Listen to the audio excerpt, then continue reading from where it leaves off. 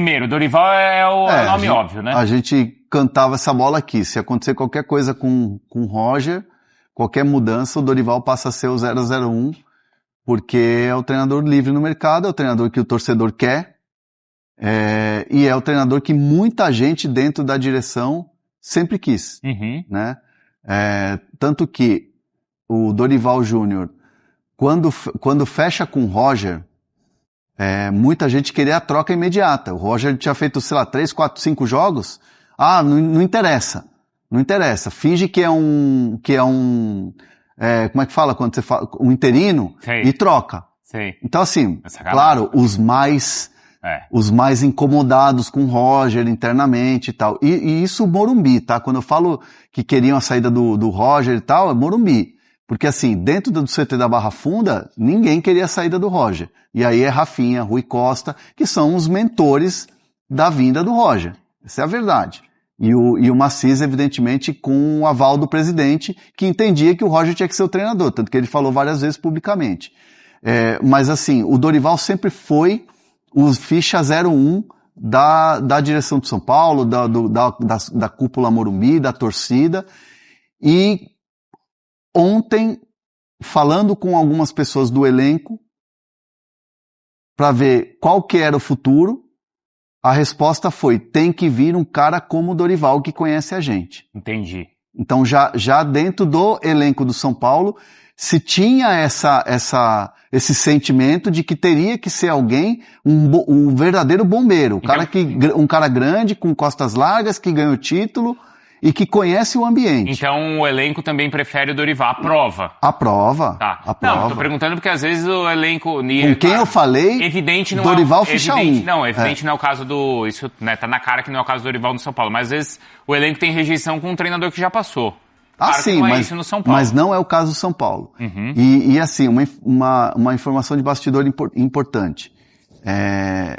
O Dorival entende que é possível fazer do ambiente do São Paulo, com os jogadores que tem, com o staff que tem, que é muita gente que ainda trabalhou com ele, fazer um ambiente saudável como era em 2023. O Dorival entende que isso é possível. Então assim, o Dorival, o São Paulo mexe com o Dorival. A ideia do Dorival era descansar até a Copa do Mundo. O telefone já estava tocando, é bem verdade. Essa é a verdade.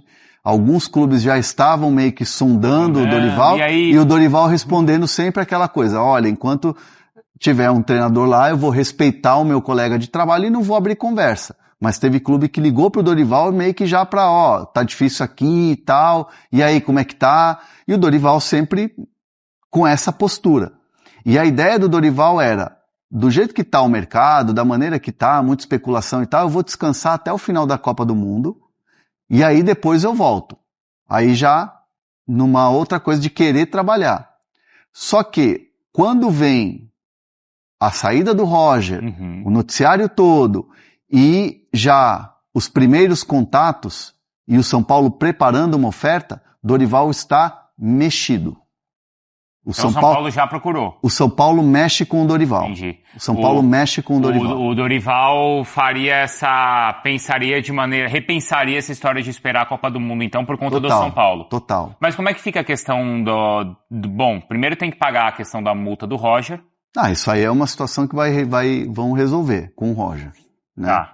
E aí porque o Dorival, ele se valorizou muito também nesse período, de seleção brasileira e os títulos no Corinthians. O Dorival hoje é um técnico caro.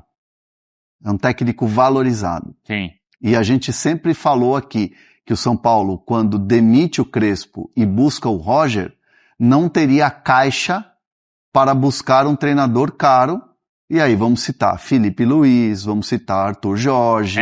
Que mandaram aqui Galhardo, outros treinadores aí que estão aí no... O Jardim mesmo, né? Não tem, São Paulo não tem como bancar. Só que o Dorival hoje e sua comissão técnica custam caro. E é merecido porque ele conquistou o que conquistou no Corinthians e era o técnico que estava na seleção brasileira. É valorização. É valorização do trabalho dele. E assim, quem tá colado com o Dorival, quem trabalha com o Dorival no dia a dia, entende que seria interessante fazer um contrato até o final do ano. Mesmo porque o São Paulo vai ter eleição. E assim, o Dorival não quer estar atrelado à política. O Dorival não é de nenhum grupo político. O Dorival não é dos aliados do Casares. Tem uma boa relação. Tem uma boa relação com o Rui Costa. Assim, conhecem o Macis, porque o Macis, querendo ou não, era o vice-presidente, estava sempre nos jogos e tal. Conhece o Pinotti, porque teve uma outra passagem lá atrás, 2018, e o Pinotti, se eu não me engano, era o diretor de futebol, então conhece o Pinotti. Mas hoje ele é uma figura influente na política? O Pinotti é um dos possíveis candidatos. É um dos possíveis candidatos. Então, assim, o Dorival não tem rejeição e não é apadrinhado de nenhum político dentro do São Paulo. Isso é um fato muito importante. Sim. Porque assim, chega um Dorival, que é uma unanimidade dentro do clube, a política pode comer fogo, pode pegar fogo fora, o Dorival vai blindar o CT, porque os caras não vão mexer com o Dorival. Porque essa é a verdade. Lembra o que aconteceu agora no começo do ano, no começo desse ano, ou do ano passado, com o Mano no Corinthians? Era politicagem. E o Augusto Melo não queria. Desde a eleição ele já falava, não quero o Mano. Lembra? Isso aconteceu com o próprio Dorival no Corinthians. Também. Que ele era a cara do Augusto Melo também é e verdade. forçavam o Stabile a demitir o Dorival. Tanto que ele coloca o cargo à disposição. Porque quando o Fabinho vai embora, e o Fabinho era o cara que segurava. Sim. Era o Fabinho que segurava. Então quer dizer, isso que ele viveu no Corinthians está servindo para ele pensar essa questão do São Paulo. Mas assim, eu digo para vocês, o Dorival é o técnico certo para o momento do São Paulo. E assim, aí vai do Macis com os seus aliados bancarem o que custa o Dorival hoje. É caro? Contrata até o final do ano. E é uma tendência também do Dorival de se resguardar e de ver como é que vai se desenvolver a política do São Paulo até a eleição. Faz um contrato até o fim do ano. Dorival entende que é possível com esse time dando uma melhorada, evidentemente. Dando uma melhorada. Sim. Obviamente, se fosse Roger, fosse Crespo, qualquer treinador, o Guardiola, teria que melhorar esse elenco de São Paulo na janela. Assim, do jeito que o Roger estava jogando, com 2 pontas abertos e tal, é um pouco já um modelo meio Dorival. Dorival gosta de jogar com pontas. Por exemplo, Dorival acha super interessante ter o Arthur do jeito que está jogando. Ferreirinha foi uma contratação que ele pediu lá atrás. E é um cara que pode jogar com ele. Tem os moleques. Uma outra peça que você incorpora ali... Alisson, né? Mas acho que o Alisson aí é outra história. Não, é outra história, mas assim... Eu vou dar um feeling aqui, um sentimento meu. Acho que até o Arboleda pode se dar bem aí e voltar a jogar com o Dorival. Olha lá. Falamos? Entendeu? Porque assim, o Arboleda sempre foi o cara de confiança da zaga do Dorival. Então acho que o Dorival vai fazer bem pro ambiente do São Paulo. É nisso que muita gente do São Paulo aposta, e o Dorival também entende que pode fazer um ambiente melhor, algo que foi parecido em 2023 com esse elenco que tem. O Fernando mandou aqui, Bruno, mas o Galhardo também ganha tudo isso de salário. Dorival, mas sem brincadeira, entre o Dorival e o Galhardo, eu prefiro mas assim, o Dorival. Vamos lá. Trabalhar no São Paulo, mas sem dúvida nenhuma. Vamos lá, hoje, se você colocar o Guardiola, se você tirar fala assim pro Ancelotti. Sim. Ancelotti, larga a Copa. Isso. Larga a Copa e vai pro São Paulo. Não vai resolver. O problema não é só técnico. Não é o problema do São Paulo técnico, o 100% do problema. O problema é muito maior.